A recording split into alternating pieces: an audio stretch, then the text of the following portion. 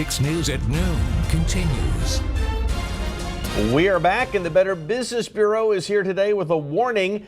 Before you give, make sure you really know who you're giving to. Jason Meza joins us now. And what prompted you to explore this particular topic today? Sure. Every time in the news major events happen, mass shootings, we always tend to see scammers pop up, taking advantage of the situation, creating false websites. People are compelled to give online other times. So unfortunately, scammers know this. They tend to take advantage and set these sites up. And unfortunately, there's not a whole lot of oversight looking into these websites.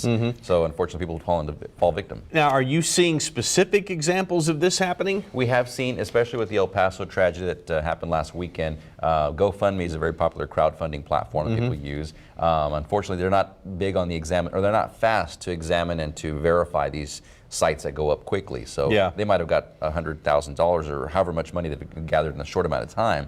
But again, people won't catch on for quite a while. Yeah. Well, let's talk about some ways to keep from being a victim. And you mentioned this, verify the charity that you're giving to. And they can do that at give.org, right? Better Business Bureau does have a separate charity review website, which is called give.org. You can read some reviews about them, see the grade rating, and kind of have a track history, find out what the history is with that organization. So it's always better to review before you give.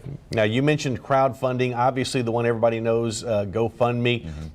You need to know for what people are trying to do, is this really the best option or not? Correct. If you ask questions, normally the organizer will be glad to share how they're related to either a family or a victim or the tragedy itself. Those vague appeals that just are very generic and don't describe a lot into what they're doing or how they're going to use the money will really tell you a whole lot about the charity or about the site. And just, you say that, a lot of people, I think, are embarrassed to ask how the money is going to be used. They don't want to impose, right? Correct. But you say you need to go ahead and ask the question. If it's not already laid out for you, or you can in the description, you should, because again, you could offer to help more or find out if there's a bank account or if there's another way you can also help to volunteer time in addition to money.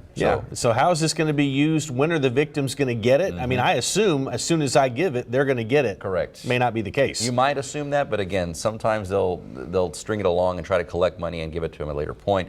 Funeral expenses, whatever they're going to use the money for, they just need to explain really why they're going to use it. All right, so if people want to know more, I know there is a website that you guys have that they can go to particularly about giving after a tragedy, right? Correct. bbb.org/giving after tragedy. You can read more about it, and of course about give.org before you make that donation as well. All right, good stuff. We appreciate it. As always, all of this is on christv.com. Go there and you'll find the link to the places that we talked about. Thank you, Jason. Yes, sir.